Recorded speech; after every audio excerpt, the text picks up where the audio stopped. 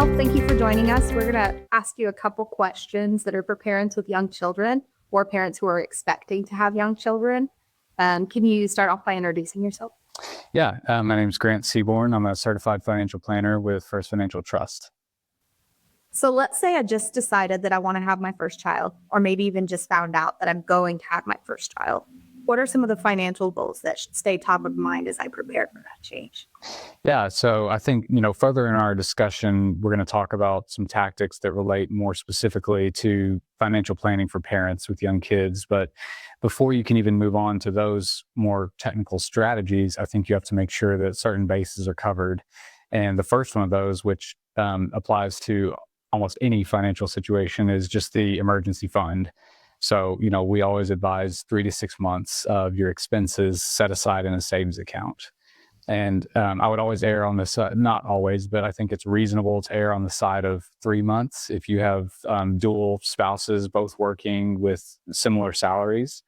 Whereas if there's one breadwinner of the family or one who has much higher salary, you can err on the side of 6 months. Just there's a higher risk if that person loses their job. But the emergency fund is key. Life is unpredictable for even a married couple. You add in children and you add in more variables, and that unpredictability rises. So the emergency fund is my first step to a lot of financial planning conversations, but definitely as kids are introduced, ensure you have an adequate emergency fund in place. Additionally, retirement. It's easy to, once children are introduced into the picture, they seem to take priority of everything. But try to ensure that your retirement goals aren't subordinated to any other goals that may arise, when that lifestyle changes.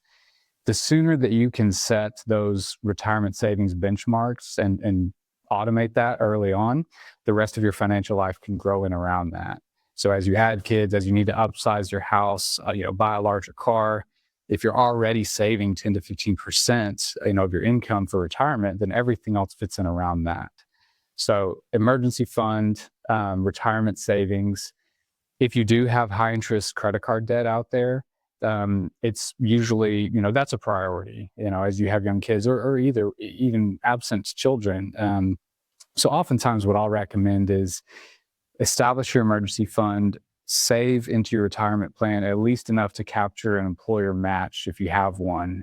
Then shift some of your focus back to paying off that high interest rate credit card debt. Once you feel comfortable that you're accomplishing that goal sufficiently, then move back and start building up that retirement savings rate until it is where it needs to be. And if you navigate it that way, hopefully you can get to a point where, you're on track to meet all of your financial goals.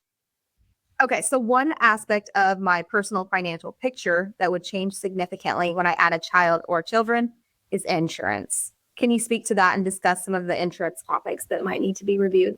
Yeah, absolutely. So much of financial planning, whether you're talking estate planning, insurance, investments, is managing risk. And insurance is all about mitigating risk. So, this is probably a good practice for many people, but especially when children are introduced into the picture, I think that's a good time to step back and reassess the insurance picture because you're protecting your livelihood and your family.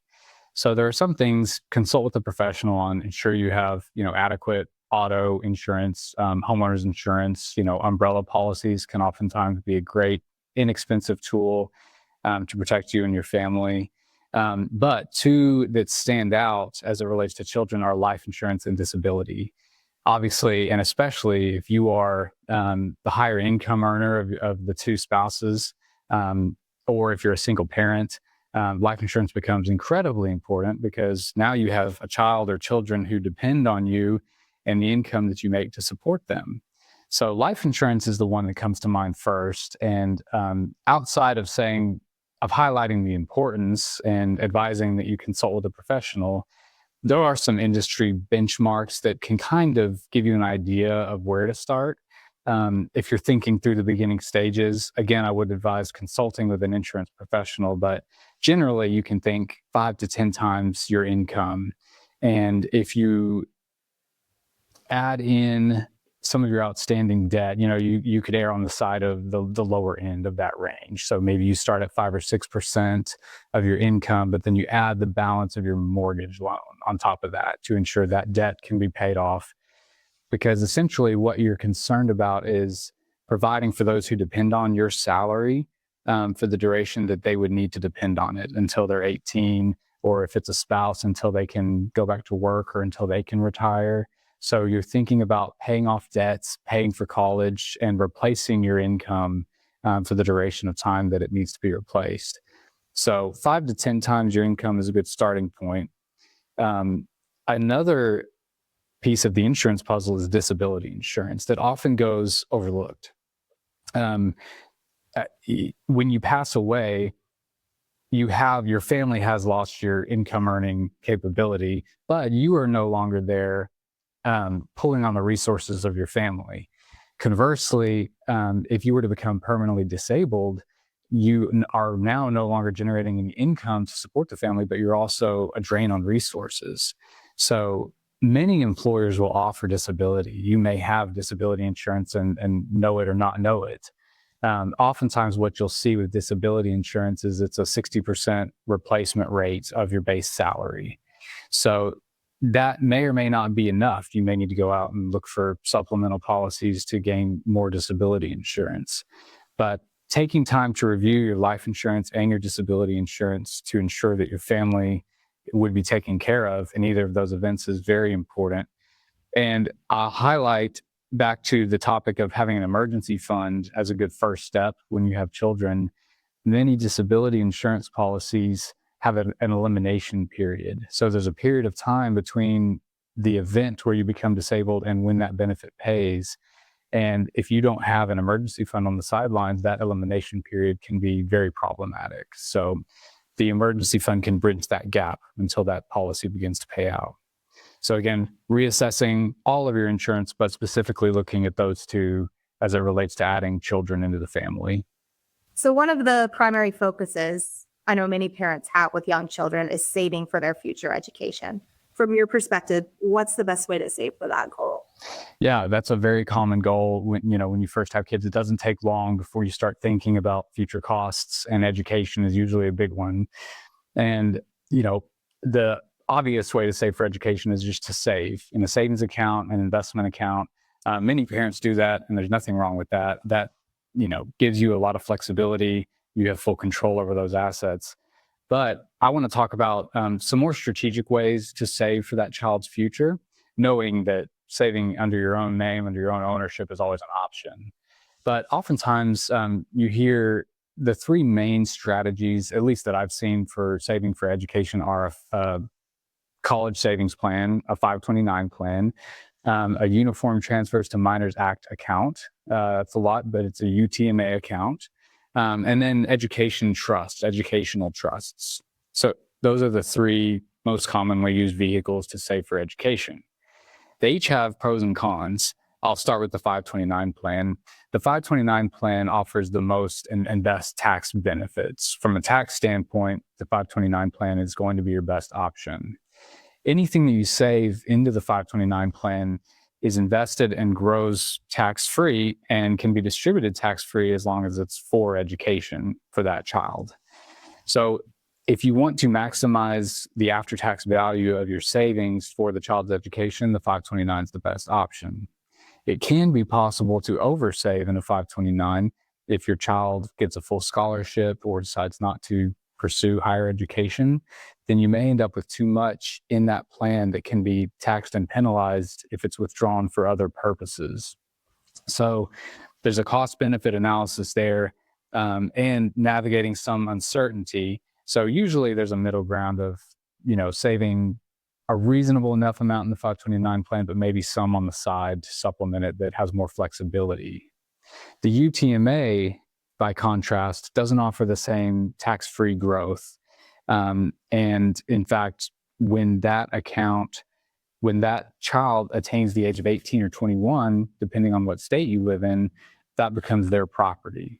So they gain full control of it when they attain the age of majority. Whereas the 529 plan, you retain control over that. So the 529, you're gaining tax benefits and you retain full control, but limited flexibility. It can only be used for education. The UTMA, you can use that account for anything. Down payment on a house, vehicle, it can be used for education, but you lose the tax benefits and you lose control when the child attains the age of majority. So there are pros and cons to both of those. And then you have the educational trusts. Much like the UTMA, the trust doesn't really provide any significant tax benefit like the 529 plan, but you have maximum control, even more so than the 529. With the trust, that can be drafted such that you retain control until the child attains the age of 25. So you can apply those funds as you see fit for educational purposes or otherwise and maintain more control. So 3 different vehicles commonly used to fund education, with pros and cons on each side. Again, I think oftentimes to help you navigate, it's prudent to consult with a professional. So generally, when you think of a will or a trust, you think of it as something that won't come into the picture until later life stages. Can you talk about the importance of estate planning once children come into the picture?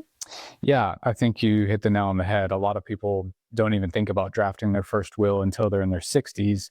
But when you have your first kid, I think it's a good time to reassess and look at the estate plan. And drafting a will ensures that your assets are distributed to your spouse and your kids according to your wishes. And you have the opportunity to name the executor who will be responsible for doing that, someone you trust or a corporate executor. But also, most importantly with kids, you have an opportunity in the will to name the guardian of your children. So if both spouses pass away, you can decide who you want to be the caretaker of your kids after you're gone. That's hugely important. The financial side is one thing, but the caretaking side, who's going to raise and teach your kid, is another very important part of your life. So you have that opportunity in your will to name guardians of your children if both spouses were to pass away, or if you're a single parent and you pass away. So hugely important to have a will in place. Addressing the financial side a little bit more, you also have an opportunity when you draft a will. Many parents with young kids have within the parameters of their will, they draft what it's called a testamentary trust. So if both spouses are a single parent, if the spouse passes away, and you have a testamentary trust drafted in your will, all the assets flow into that trust for the benefit of your child. However, they're obviously not in control of the money, but you can name who is the trustee of that trust, who has management authority over those assets, and can distribute from the trust for the benefit of the child. So that's another strategy. And you can name a corporate trustee or an individual that you trust to manage those assets for the benefit of your child.